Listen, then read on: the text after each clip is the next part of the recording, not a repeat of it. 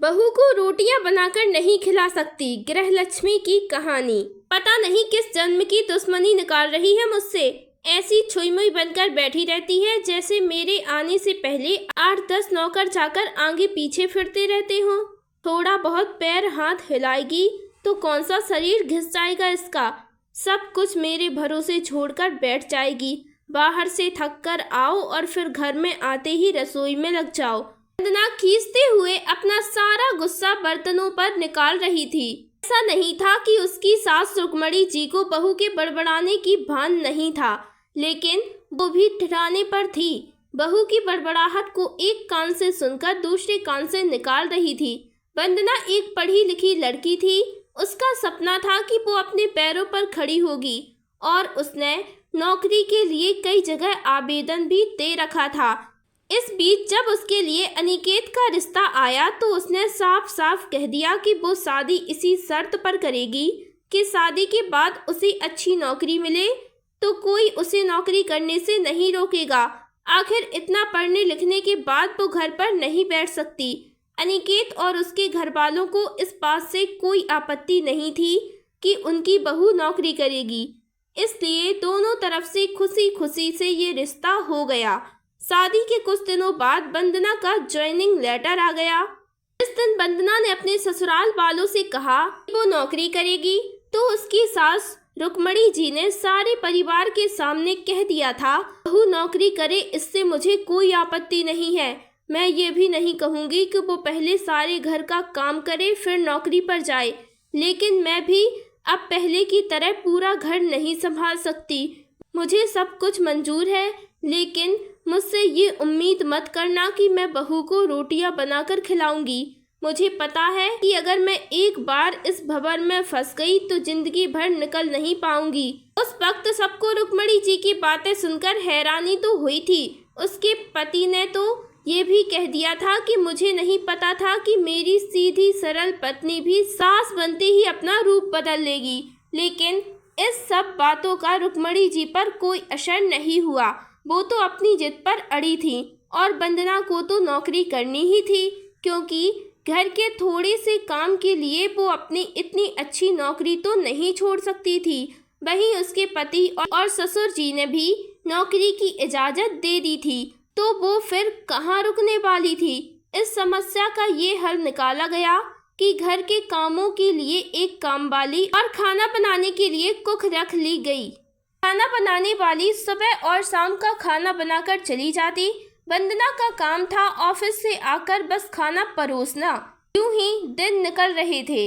वंदना की शादी को 2 साल हो चुके थे। अब तो वंदना और बाकी सब घर वालों को इस रूटीन की आदत हो गई थी, लेकिन मुश्किल तो तब होती थी जब कभी खाना बनाने वाली छुट्टी ले लेती थी। ऐसा ही कुछ इन 2 दिनों से हो रहा था, जिस कारण से वंदना खींची हुई थी।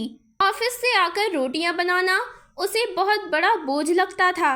वैसे तो रुक्मणी जी इन दिनों में सब्जियां काटकर बना देती थी, लेकिन बहू के ऑफिस से आने के बाद रसोई में झांकती भी नहीं थी। उस समय वंदना को अपनी बैठी हुई सास बहुत चुभती थी। वो बड़बड़ाती रहती और रोटियां बनाती रहती। बाद में अपनी माँ से फ़ोन पर भर भर कर शिकायत करती, जिसके बाद उसे थोड़ा सा सुकून मिलता था।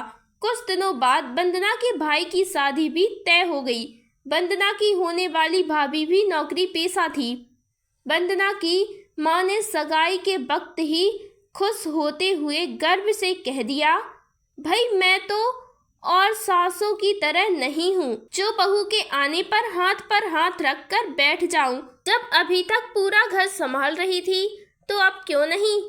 मेरी बहू को मेरी तरफ से पूरी छूट रहेगी। जब एक माँ अपने बच्चों को रोटियां बनाकर खिला सकती है तो बहू को क्यों नहीं खिला सकती। बहू तुम निश्चिंत होकर नौकरी करना, रसोई मैं संभाल लूंगी। वंदना की माँ की उच्च विचार सुनकर उसकी होने वाली भाभी का पूरा परिवार और खुद वंदना भी गदगद हो गई। आह माँ, आप कितने बड़ी दिल की हैं। काश मेरी सास भी आपकी तरह होती, लेकिन मेरी किस्मत में ये सुख कहाँ। मेरी सास को तो बस हुक्म चलाना आता है। मुझे गर्व है कि मेरी माँ इतने खुले विचारों की है। अपनी चिड़चिड़ाहट निकालते हुए वंदना बोली। कुछ दिनों में ही वंदना की भाई की शादी हो गई और कुछ दिनों बाद ही वंदना की भाभी ने अपनी नौकरी ज्वाइन कर ली। वंदना की माँ भी अपनी बहू को हथेलियों पर रखती थी। सुबह उसका नाश्ता, टिफिन और रात का खाना भी तैयार रखती थी। अपने हाथों से परोसकर सबको खाना खिलाती थी। उसकी बहू भी मम्मी जी करती हुई अपनी पसंद नापसंद बताती रहती थी, जिसे वंदना की माँ बड़े चाव से पूरा करने में लगी रहती। खुशी खुशी दिन बीत रहे थे, लेकिन ये प्रतिक्रिया धीरे धीरे अब उदासीनता में बदल रही थी। वंदना की भाभी को अब कुछ भी ना करने की आदत पड़ गई। एक दिन जब वंदना फोन पर अपनी माँ से बात कर रही थी तो उसकी माँ बस रो पड़ी। बेटा, मैं इतना करती हूँ तेरी भाभी के लिए, फिर भी उसे मेरी कद्र नहीं। अरे, मेरी दी हुई छूट अब मुझ पर ही भारी पड़ने लगी। क्या हुआ माँ, आप ऐसे क्यों बोल रही हो? आप तो भाभी का मुझसे भी ज़्यादा ध्यान रखती हैं। भाभी ने आपसे कुछ कह दिया? वंदना बेचैन होते हुए पूछने लगी। कुछ क्या बेटा, अब तो सब कुछ वो मुझसे ही कहती है। ऑफिस से आने के बाद एक गिलास पानी के लिए भी मुझे आवाज़ देती है। नाश्ते में थोड़ी देर हो जाए तो मदद करने के बजाय गुस्सा होकर ये ही बिना खाए चली जाती है। आखिर मेरा भी तो आत्मसम्मान है या नहीं? मैं तो उसके लिए बस कामवाली बनकर रह गई हूँ। माँ, ये तो बहुत गलत बात है। आप भाई से साफ साफ कह क्यों नहीं देती कि अपनी बीवी की लगाम खींच कर रखे? आप माँ हैं, कोई नौकरानी नहीं। भाभी नौकरी करती है, इसका मतलब ये नहीं कि आप पर हुक्म चलाएगी। गरजते हुए वंदना बोली। किस मुँह से कहूँ बेटा, पहले तो खुद मैंने ही आगे बढ़कर कुल्हाड़ी पर अपना पैर दे मारा, फिर शिकायत किससे करूँ? तेरे पापा ने तो कहा था कि बहू को ज़्यादा छूट देगी तो बाद में पछताओगी, लेकिन मैं ही बढ़ाई की भूखी थी, अपनी बहू को सर पर चढ़ा लिया। एक बात कहूँ बेटा, तू चाहे अपनी सास को कुछ भी कह, लेकिन समधन जी का ये फैसला सही था कि वो बहू को रोटियां बनाकर नहीं खिलाएगी। एक बार वो सबकी नज़रों में बुरी सास तो बन गई, लेकिन आगे के लिए कम से कम अपना आत्मसम्मान तो बचा लिया। अब ना तो तू उन्हें कोई ताना दे सकती है और ना ही कोई रिश्तेदार। काश मैं भी शुरू से ही ये घर गृहस्थी की पूरी जिम्मेदारी अपने सिर पर लेने से इनकार कर दिया होता तो आज मेरा ये हाल न होता। माँ की बातें सुनकर वंदना निशब्द हो गई। भारी मन से उसने फोन रख दिया। बाहर हॉल में आकर देखा तो सास ससुर आराम से बैठकर बातें कर रहे थे। बात करते करते उसकी सास अपने नाखूनों पर नेल पेंट लगा रही थी, जिसे देखकर ससुर जी उन्हें चिढ़ा रहे थे।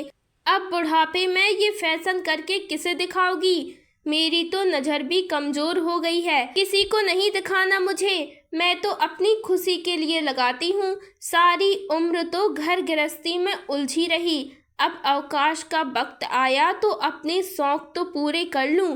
पता नहीं कब भगवान के घर से बुलावा आ जाए। वंदना की सास मुस्कुराते हुए बोली। पता नहीं आज क्यों वंदना अपनी सास की बातें सुनकर चिढ़ नहीं रही थी, बल्कि वो भी मुस्कुरा उठी। सही तो कह रही है मम्मी जी, एक गृहिणी को अपने लिए वक्त ही कब मिलता है।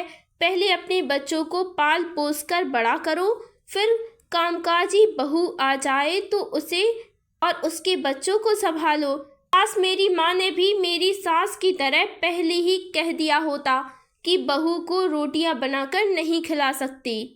तो दोस्तों, ये थी आज की कहानी। कहानी पसंद आई हो तो वीडियो को लाइक करें, चैनल को सब्सक्राइब करें। धन्यवाद।